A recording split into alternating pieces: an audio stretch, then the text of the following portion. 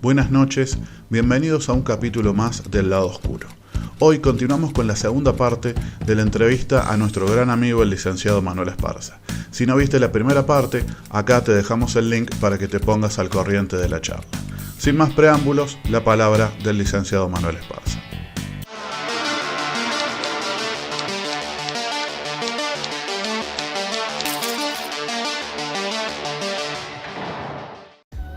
Después de la década de los 60, entre los 60 y los 70, que hubo este gran boom, digamos, de cantidad de asesinos seriales, ¿usted cree que bajó la cantidad de asesinos luego de esas décadas o simplemente tienen menos cobertura?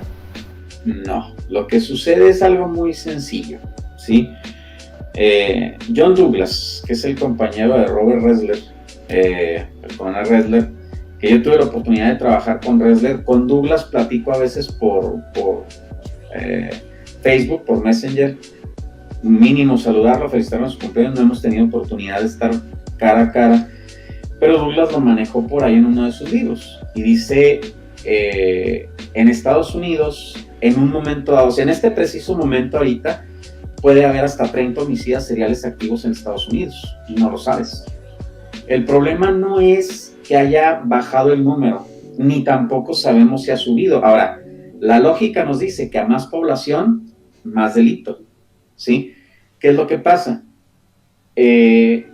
Fallamos en identificar los patrones, fallamos en identificar la conducta, fallamos en investigar si los casos están o no relacionados. Si tú tienes un departamento de policía, como hablando de los Estados Unidos, por ejemplo, si hablas del departamento de policía de Chicago, Nueva York, Los Ángeles, Washington, incluso no sé si sepan que el estado de Washington ahorita tiene una racha delincuencial enorme, tiene un problema muy serio en este momento, ¿sí? No de casos seriales, en sí de delitos en general. ¿Qué es lo que pasa? La policía ya se ve rebasada por el número de personas, se ve rebasada por el número de delitos que se cometen. En ocasiones hay falta de interés de la misma policía por investigar los casos, y eso permea en todo el mundo, ¿eh? Eso no es nada más aquí en México, ni va a ser en Argentina, ni en Chile, ni en Colombia, pero es en Estados Unidos, en todo el mundo, ¿sí? No tenemos suficientes policías realmente para poder tener una vigilancia efectiva. Si a eso le agregas que, por ejemplo, y hay que ser muy claros, de pronto tienes programas de formación muy deficientes, entonces esos nuevos investigadores que se están formando ya van mal de origen, ¿sí? La gente se emociona mucho por el CSI, se emociona mucho por los casos de lo que estamos hablando, de investigación de casos seriales y todo, pero cuando llegas a la realidad, cuando entras a estudiar esto y cuando lo empiezas a trabajar, te das cuenta que puede ser muy aburrido. O sea, hay gente que lo toma como, o sea, piensan que van a, como en las series, en 2 horas a resolver un crimen, y no es cierto. Media hora algunos casos. Te tarda días, sí, son 2 por hora. Te tarda días, te tarda semanas, meses, años resolver incluso un solo asunto. Y es lo que la gente no sabe, tienes que ser muy persistente, muy perseverante, tolerar frustración para poder sacar esto adelante. Y desgraciadamente hay gente que busca la salida rápida. Entonces ahí es donde se torna complejo. Ahí es donde ya se pierde en realidad el control de lo que está aconteciendo en una ciudad. Y si tienes problemas, por ejemplo, te voy a dar el ejemplo de Ciudad Juárez. Ciudad Juárez tiene 3 policías preventivas, municipal, estatal y federal, ¿sí? Tiene 2 policías investigadores, estatal y federal. Y de pronto la policía municipal también. Entonces ya tienes 3 a 6 organismos de policía diferentes actuando en un mismo territorio y que no se comunican entre ellos. Dice, no, tienes muchísimas juntas de coordinación, la coordinación aquí estamos todos los jefes de todos los entes policíacos que hay aquí en la ciudad y estamos coordinando. Sí, ellos platican, yo he estado en esas reuniones, tomamos café, desayunamos, somos amigos, Pero la gente que está debajo de nosotros, los que están con las botas en el suelo, ellos no se coordinan. Al contrario, andan los templeitos entre ellos. Entonces, todo eso evita que tengas números reales de lo que está aconteciendo. Todo eso evita que puedas identificar casos seriales. Cuando detienen, te doy un ejemplo, cuando detienen a un violador. No, detuvimos al violador tal. Ok, lo detuvieron por este asunto. ¿Sí? ¿Qué pasa? Vamos a checar qué más hay. Y te pongo un ejemplo. En su momento, cuando yo estaba como encargado de la unidad de la Fiscalía Especial de Homicidios de Mujeres, yo insistía, es más, a la fecha no existe, porque no existe. Yo insistía en que necesitábamos un padrón de agresores sexuales reincidentes. Porque cuando tú tienes un sujeto que comete un delito sexual, lo más probable es que o ya ha cometido varios antes y en este cometió un error y lo detuviste. O de lo contrario, efectivamente tienes un sujeto que es la primera vez que delinque, lo detuviste porque no tenía un modus operandi eficiente para cometer el delito, cometió errores y por eso lo detuviste. ¿Sí? ¿Cuándo detenemos a los criminales? Cuando cometen errores. No hay crimen perfecto. ¿Sí? Nos cuesta trabajo identificar a los que han perfeccionado un modus operandi, a los que han perfeccionado una forma de operar. ¿Sí? Pero en este caso, por ejemplo, yo pedí ese padrón de agresores sexuales reincidentes. Entre 1998 y el 2004, en 6 años, yo nunca vi el padrón de agresores sexuales reincidentes. Eso, a la fecha, yo te aseguro, si lo pido, no hay. Entonces, un agresor sexual tiene un potencial muy grande de ser un homicida sexual, tiene un potencial muy grande de ser un violador serial que se va a convertir en homicida serial en ocasiones. A lo mejor privar de la vida a la víctima no es lo que busca ni nada y se da de manera fortuita o accidental. Pero ese es el problema. O sea, el problema es ese, no hay comunicación ni siquiera en una misma corporación, menos entre varias, menos entre regiones o estados. Entonces, es muy complejo. Te doy un ejemplo. El FBI en Estados Unidos tiene el programa VICAP, el programa de aprehensión de criminales violentos. A mí me tocó coordinar VICAP aquí en Ciudad Juárez, ¿sí? Claro, y sin un padrón esa tarea tuya es imposible. ¿Vale? Sin un padrón, digamos, sin un listado, esa tarea es imposible, o sea. VICAP es muy interesante porque VICAP se enfoca en casos de violación, homicidios y personas ausentes o extraviadas básicamente, ¿sí? Y tú, la información que le alimentas va a ser el resultado que vas a obtener. Obviamente lo primero que hicimos fue presentar nuestros casos de Juárez y ahí nos dio ciertos patrones, ciertas similitudes en la base de datos que te dicen, oye, verifique estos asuntos para ver si están relacionados. Esa es la función de VICAP propiamente de forma inicial. Y los americanos estaban muy emocionados en la base de datos de lo que es el Centro Nacional para el Análisis de Crímenes Violentos. Nos abrieron un apartado en su base de datos para Juárez. ¿Sí? ¿Por qué? Porque en Estados Unidos no lo han podido hacer funcionar. No sé ahorita, pero en Estados Unidos la intención era que todas las agencias policíacas que manejaban la investigación de este tipo de delitos lo reportaran para que en sí el programa pudiera hacer el cruce de datos y obtener, olvídate, una cantidad de información tremenda. Bueno, por ahí los debo de tener todavía. Tengo, cuando nos dieron el formato de VICAP original, que me tocó traducirlo al español también para el FBI, se los traduje en español. Y tengo por ahí el formato, y junto a ese tengo un formato que dice análisis, no me acuerdo cómo se llama, pero es un formato de análisis de crímenes violentos del estado de Texas. O sea, Texas, en lugar de decir, vamos a empujar esta iniciativa y vamos a alimentar allá, no, vamos a crear la propia. Claro. ¿Sí? Entonces, ¿qué pasa? Tienes una base de datos con asuntos de Texas que tampoco los departamentos de policía del estado de Texas la llenan. Claro, ¿sí? No piensan en ese lado tampoco. Sí, entonces no está esa coordinación. Entonces, esa es la razón por la que no identificas cuántos hay. ¿Sí? Y te aseguro una cosa, hay asesinos seriales en México, hay asesinos seriales en Estados Unidos, hay en Argentina, hay en Colombia, hay en Chile, hay en Perú. Lo que pasa es que no estamos haciendo el trabajo para identificarlos. Ese es el problema. Hablando de los nombres más conocidos, de los asesinos seriales más tristemente famosos, como decimos, ¿por qué pensás que la mayoría siempre han buscado una exposición o por ahí una comunicación con la prensa, con cartas, como no sé, como Berkowitz, como Zodiac? ¿A qué se debe esa necesidad por ahí demostrar No, el trabajo. mira, es una necesidad de atención de algunos, ¿sí? Porque cuando ya empiezas a buscar, te das cuenta que no todos tienen esa comunicación. Es más, yo creo que la mayoría no la tiene. Hay casos específicos, incluso mismo Kemper que habla y que les dice, oigan, aquí estoy, vengan por mí, ¿no? Claro, que hasta que se enoja como al sentir que nadie lo está buscando. Sí, esa necesidad de atención es de algunos, que así, tal cual, es gente que necesita atención. Yo creo que Sin más. hasta los niños, nosotros vemos el niño que molesta, que te va y que te pega y que te grita y que te llora, es porque necesita atención. En este caso eso son algunos de estos sujetos. Hay gente que dice, no, es que les excita. No, no necesariamente. A lo mejor habrá alguno que tenga esa fantasía, que tenga esa parafilia, pero realmente son los casos de aquellos que requieren atención.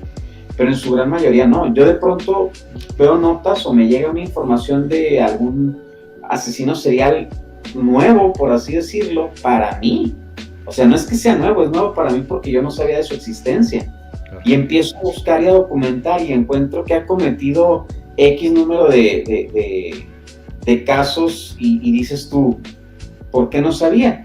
No buscan, mira, ese es parte de los mitos, que buscan la atención, que quieren ser detenidos, ¿no? Eso es falso.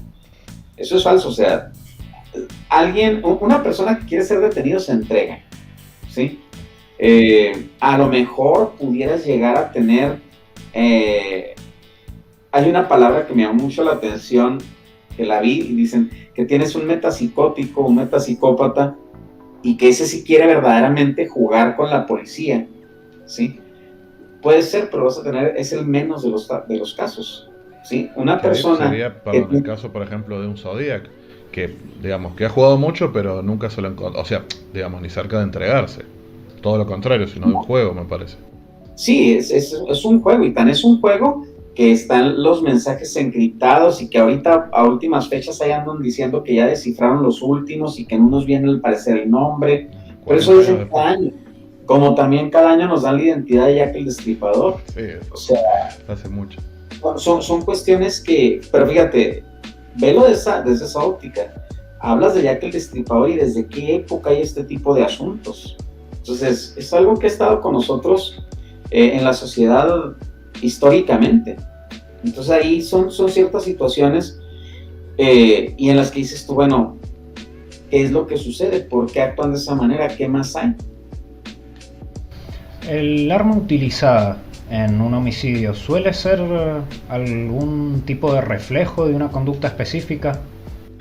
El arma sí tiene significado. El arma sí tiene significado por una cuestión. Y yo les decía que platico mucho de esto porque Héctor Hawley tenía una playera, una camiseta que tenía la imagen de una pistola y la imagen de un cuchillo.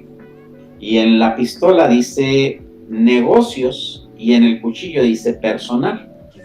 Y desde esa perspectiva lo ves. O sea, una persona que utiliza las manos o que utiliza un arma de contacto, como un cuchillo, realmente eso es lo que está buscando, la proximidad hacia la víctima y el hecho de causarle daño cerca. Cuando ves tú que utiliza un arma de fuego, es muy poco común realmente. De los homicidas seriales, dices tú, el Zodiaco y Berkowitz, probablemente los más famosos que utilizan arma de fuego. Bueno, ¿cuáles son sus fantasías? ¿Qué es lo que los mueve? Es algo muy distinto. Pero cuando hablas de homicidas sexuales, entonces vas a ver que utilizan armas blancas y utilizan las manos. ¿Sí? Hay algún, nada más, ahorita no recuerdo el nombre de quién es el que decía que le gustaba estrangular a la víctima porque podía sentir cómo se escapaba la vida del cuerpo y eso lo excitaba. Entonces ahí es donde te das cuenta de esas cuestiones. El arma utilizada, el tipo de víctima, el escenario de los hechos te dice mucho del tipo de sujeto con el que estás tratando. Eso te iba a preguntar justamente de los escenarios. Si era solamente una oportunidad, digamos, algo momentáneo, o también habla, digamos, de una conducta, el lugar. No, ahí sí también te da mucho. Por ejemplo, el sujeto que selecciona a la víctima, ¿sí? Que tiene tiempo de acecharla, en un momento dado la conoce. ¿La conoce hasta dónde? Sí, es muy importante el estudio de la victimología. De hecho, cuando empiezas a trabajar, lo más importante es investigar a la víctima primero, porque de ahí va a salir muchísima información. Y tienes dos posibilidades. El agresor está en el entorno de la víctima, o sea, la conoce, acude a la misma escuela, trabajan en el mismo lugar, toman el mismo autobús, esperan o acuden a la misma panadería, algo hay, ¿sí? Y ahí es donde hablamos de personas que se conocen entre sí, o sea, que tienen una relación de pareja o de amistad, personas que no se conocen entre sí, pero que el agresor sí conoce a la víctima, o sea, ya la tiene ubicada por cualquiera de estas circunstancias, o cuestiones donde son totalmente extraños.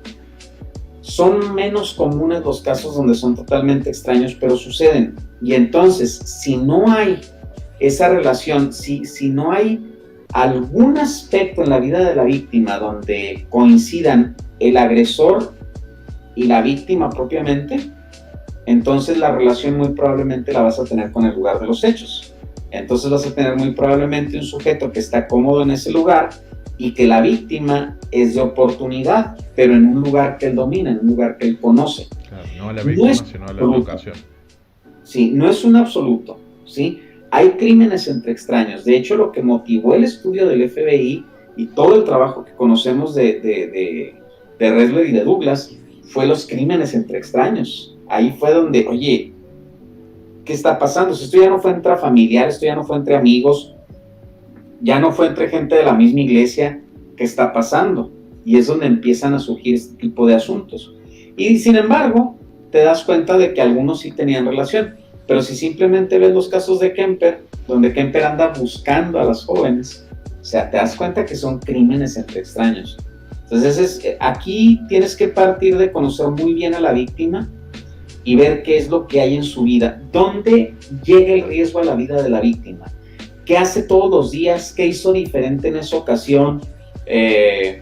¿Con qué personas se ha involucrado? Hablando de las relaciones de pareja incluso.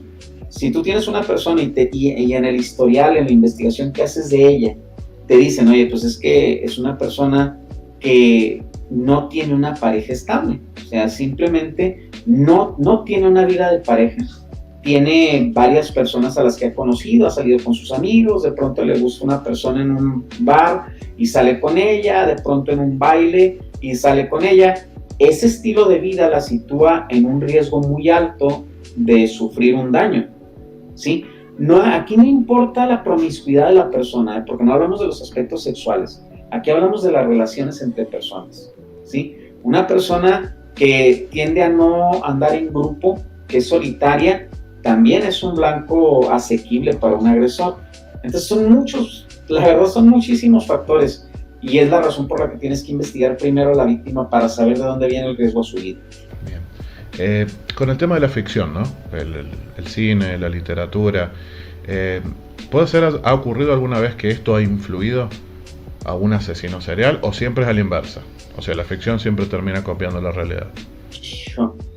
La ficción, la realidad supera la ficción realmente. Eso yo creo que no me voy a cansar de decirlo porque yo creo que una de las cosas más complejas es darte cuenta del daño que una persona es capaz de causarle a otra. O sea, no vas a dejar de sorprenderte porque ves cosas tan distintas, ves cosas tan diferentes.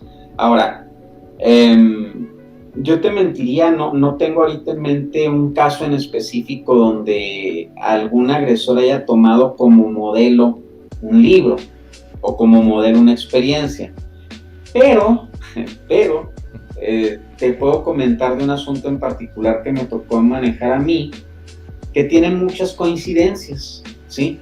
Y entre esas coincidencias es un agresor, es un homicida sexual y un violador serial que teníamos nosotros aquí en Chihuahua, que es de nacionalidad egipcia, que se llama Abdelatif Sharif Sharif. Y él estuvo en algún momento detenido en Florida, en Gainesville, Florida. Y en Gainesville, Florida, también estuvo actuando otro sujeto que se llamaba Danny Rollins, ¿sí? Danny Rollins asesinó unas jóvenes estudiantes en la universidad en Gainesville. Pero cuando analizas la conducta de los dos, es tan similar en muchos aspectos que tú dirías, es probable que Sharif haya conocido de los casos de Danny Rollins y le hayan podido, no los haya copiado, pero que de alguna manera hayan influido en las cosas que él hizo, ¿sí? Pero no está comprobado. Pero, ¿cómo te diré? El hecho de establecer una relación con la persona que lo estaba defendiendo, Sharif, y Danny Rollins establecer una relación con una reportera, escritora afamada, que Sandra London, me parece que es su nombre, no recuerdo, pero que abogaba por él. Listo, que tienes dos homicidas seriales que entablan una relación con la persona que es su interlocutor y que lo está defendiendo ante la sociedad. Es mucha coincidencia. Sí, mucha casualidad. No es el único caso, porque existe incluso una parafilia. No me preguntes ahorita cómo se llama porque no me acuerdo. Hay una parafilia que corresponde a las personas, hombres y mujeres, que buscan entablar relaciones con este tipo de sujetos.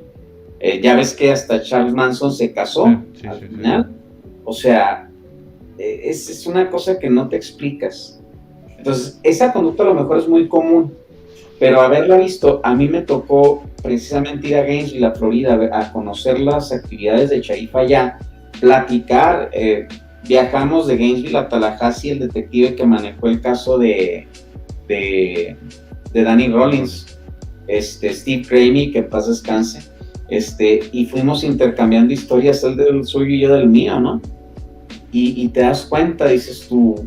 Claro, que hay puntos de coincidencia. Sí, pero ahí te va, ¿a qué conclusión llegas? Es conducta, es la conducta de un agresor, es la conducta de un agresor sexual, es la conducta de un homicida serial, es la conducta de un homicida sexual, y va a haber muchas coincidencias porque no hay nada nuevo bajo el sol para ellos. Claro. Buscan un modus operandi que les favorece, que permite que sean exitosos en cometer el delito, que no sean identificados y que por tanto no sean detenidos, que es la finalidad de tener un modus operandi. Y entonces vas a encontrar muchísimas similitudes. Donde vas a encontrar las diferencias es en aquel gusto particular que cada uno de ellos tiene, y te vas a dar cuenta que el de Rollins y el de Sharif son muy, muy distintos. ¿Y conoce usted algún caso en el que la religión haya influido? Hijo, mira, hay una cuestión aquí. Cuando hablas de la religión, hay en el estudio de la victimología, cuando estudiamos a las víctimas, existían dos factores que no se tomaban en cuenta, ¿sí? Cuando hablabas de los datos generales de una víctima, no tomabas en cuenta su género y su religión. Hablabas del sexo, hombre o mujer, pero no hablabas de cuestiones de género. Y no hablabas de religión. En la actualidad, género y religión son factores muy importantes que pueden influir no en homicidios, en todo tipo de ilícitos, ¿sí? Cuando encuentras detalles donde el género o la religión es el factor preponderante en que se comete el delito, entonces estás hablando de lo que comúnmente se llama crímenes de odio. Que tengo muchos compañeros que dicen, no digas crímenes de odio, ok, no les gusta que se llamen así, pero popularmente así se conocen, ¿sí? Es el odio dirigido hacia un género en específico, el odio dirigido hacia una religión en específico, y vas a encontrar nada más que ahí la motivación es distinta, ¿sí? Hablas de una motivación donde el sujeto, dominado por ese dogma religioso, siente que está haciendo el trabajo de Dios, ¿sí? Es donde hablan del famoso asesino misionero, que tiene una misión, hacer una limpieza porque su religión así lo considera. No se me viene ahorita a la mente ninguno, la verdad. Como son... Que es un enviado, digamos, o sea, que tiene una misión. Sí, como son casos realmente muy poco conocidos, está como, por ejemplo, yo te podría decir quién, nada más que no me acuerdo, nada más me acuerdo que es el apellido Costanzo, ¿sí? Un sujeto que teníamos aquí en México, en Nuevo León, en esa zona, que era, de hecho, cobró mucha notoriedad porque les llamaron los narcosatánicos, y sacrificaban víctimas en cultos, de cultos satánicos propiamente.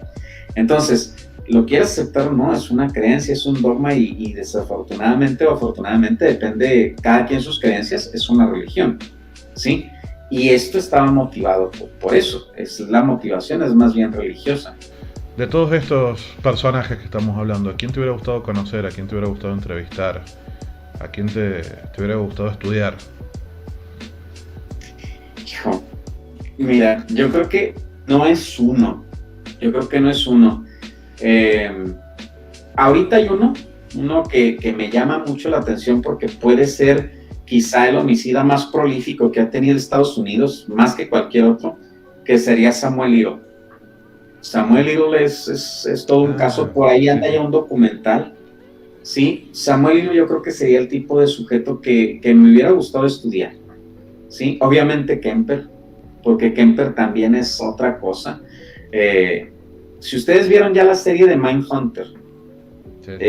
El episodio donde está el personaje de John Douglas en el hospital con Kemper y que se siente amenazado y sale corriendo de ahí del hospital, la historia verdadera a mí me la contó Ressler y al que le pasó fue a él.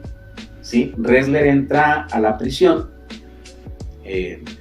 lo dejan con Kemper, es la única vez que él fue solo. O sea, de ahí en adelante siempre iban en parejas él y Douglas, y de ahí en adelante siempre siguieron yendo en pareja, pero en esta ocasión Ressler fue solo. Y empieza a platicar Kemper con él, y se empiezan a poner las cositas incómodas. Cuando Kemper le dice, si tienes la idea de la fama que yo adquiriría si mato a un agente del FBI aquí en este momento. Y le dice, tú no me podrías hacer nada, tendrías problemas, que me den prisión de por vida. Yo estoy en prisión de por vida, pero el estatus es tremendo, o sea, voy a ganar más que lo que voy a perder. Entonces le dice, no, pues yo sé defensa personal, yo ando armado. Le dice, no es cierto, no puedes entrar aquí con armas, y aunque pudieras manejar defensa personal, muy probablemente yo te pudiera controlar. En menos de lo que tú piensas, yo podría agarrar tu cabeza, arrancártela y ponerla sobre el escritorio para que el guardia la encuentre cuando venga. Y todo esto sucede porque Ressler le empieza a tocar el timbre o no sé qué al guardia para que vaya por él, y le dice, no te preocupes, no van a venir, están en cambio de turno, van a tardar como 1 hora en venir por ti. Y es donde empieza toda esta dinámica, y de pronto ya llegan los guardias, abren y todo, y luego dice Ressler, ya cuando se lo van a llevar, le pone la mano Kemper en el hombro y le dice, sí sabes que estaba jugando, ¿verdad? O sea, linda broma, sí, y ese episodio, esa parte del episodio está basada en esa historia de Ressler. Yo creo que Kemper sería otro. No podría decir de uno. Pues te digo, Samuel Little es interesante, Kemper es otro. Tengo uno aquí un homicida aquí en Chihuahua que no quiere hablar conmigo. O sea, ya lo intenté. Yo creo que saliendo de los famosos, esta persona que está aquí en Chihuahua en prisión es una que me interesa mucho hablar con él, porque mi primer caso es un caso muy lamentable porque incluso nos llevó al ojo de la prensa internacional. Mi primer caso como fiscal de homicidios de mujeres es el de una ciudadana holandesa que muere o la encuentran ya fallecida en un cuarto de un hotelito de mala muerte en el centro de la ciudad. Y dices tú, ¿cómo viene una ciudadana holandesa a dar aquí? ¿Y qué pasó? Y realmente el asunto lo resolvimos muy rápido, porque nos dieron toda la información. Llegaron y cuando hablamos con los encargados del hotel, nos dicen que las personas que entraron son una mujer alta, rubia, que es la holandesa, de nombre Hester Susan Van Niro, y un sujeto que es conocido de ellos, del hotel, que se llama Roberto Flores, y que es un sujeto moreno, de cabello rizado, atlético, pero que tiene una peculiaridad, que siempre que va al hotel pide la habitación 21, o la 21, o la 121, la 221, la 321, y si no está, se va a otro hotel. Entonces, cuando nos dan esa información, empezamos a buscar en los hoteles del centro y todo el mundo lo conoce a Roberto Flores, por esa cuestión tan particular. Reunimos a los encargados de los hoteles y entre 5 encargados de hoteles que encontramos, nos elaboran un retrato hablado de Roberto Flores. Los 5 coinciden, ese es. Obviamente, el nombre pues es muy subjetivo, porque pues puede ser un nombre ficticio. Lo interesante es que Roberto Flores no tiene ningún historial de violencia. Es muy buen cliente, es muy buena persona, todos lo conocen, tiene acento mexicoamericano, es donde piensan que es estadounidense, de ascendencia mexicana. Y cuando sucede todo esto, ¿qué es lo que pasa? Con esa información solicitamos un orden de aprehensión y nos obsequian un orden de aprehensión a nombre de Roberto Flores. El homicidio técnicamente hasta ahí está resuelto. Pasan muchos años. Me parece que fue en 2017 por ahí. Logran detenerlo. Te estoy hablando de que el homicidio fue en 1998. Prácticamente lo detienen 20 años después. Sí, 20 años. Y no se llamaba Roberto Flores. ¿Sí? Obviamente tiene su nombre, ahorita no lo recuerdo. Y nos lo entregan, lo deporta Estados Unidos, lo entregan aquí a México. Y yo tengo una hipótesis de lo que sucedió en ese homicidio, porque fuera de la causa de muerte de la víctima, no hay más lesiones, ni hay nada que te diga que fue una cuestión sumamente violenta. Obviamente, si hay muerte, hay violencia, pero yo tengo una hipótesis de lo que sucedió. No la puedo ventilar, ni puedo decir nada, porque aparte ya no soy el encargado de las investigaciones. Pero cuando ya supe que estaba aquí, ya busqué la forma de hablar con él. Y a través de los directivos del penal y a través de las personas encargadas de ejecución de penas aquí en Chihuahua, pedí la autorización para hablar con él. Entonces me hicieron el favor de pasarle el mensaje de que yo quería platicar con él, que quería conocer su versión de los hechos, y él me mandó decir que él no quería hacer ya pasar a su familia por más dolor del que ya estaban pasando. ¿Cuál es mi hipótesis? Esa fue una cuestión simplemente que se salió de las manos. No había la intención de privar a la persona de la vida, pero fue accidental, digamos. No la puedo comprobar. El delito y todo lo que tengo en el lugar de los hechos me dice eso. A mí, porque todo el mundo está convencido de que fue un feminicidio tal cual y con todas las agravantes, etcétera. Yo no creo que haya sido así. Pero el único que me puede responder qué fue lo que pasó en esa habitación es él, y no quiso hablar conmigo. Voy a dejar que pase un tiempo y posiblemente ya que pasemos un poquito más del COVID, y muy probablemente lo que haga es que vaya directamente al penal, o sea, no con los interruptores, sino directamente al penal e intentar hablar con él. Pero así te lo pongo, fuera de los históricos, yo tendría mucho más interés en hablar con él. Interesante para saber la verdad. Sí, porque realmente yo pienso que sé lo que sucedió y él es el único que me lo va a aclarar. Y de los históricos yo te diría Little y Kemper probablemente. Manuel, te agradecemos en el alma el tiempo, espero que hayas estado cómodo y bueno, la despedida es tuya. No, pues muchas gracias a ustedes, gracias por darme la oportunidad de estar aquí en el lado oscuro, y pues obviamente creo que todavía nos faltan otras cosas por platicar y vamos a hacerlo más adelante. Y así pasó la palabra del licenciado Manuel Esparza. Desde ya, un fuerte abrazo y un agradecimiento gigante a Esparza, a Héctor Jaule y a todo México, por supuesto, ya que fueron ellos los primeros en darnos una mano con el proyecto y ayudarnos desinteresadamente. Esperamos que te haya gustado el video, no olvides suscribirte, activar la campanita y dejar un like. Y si realmente querés apoyar el canal, compartí este contenido con tus amigos. Esto ha sido todo por hoy, nos vemos en unos días con una nueva historia y recordá que todos tenemos un lado oscuro. Buenas noches.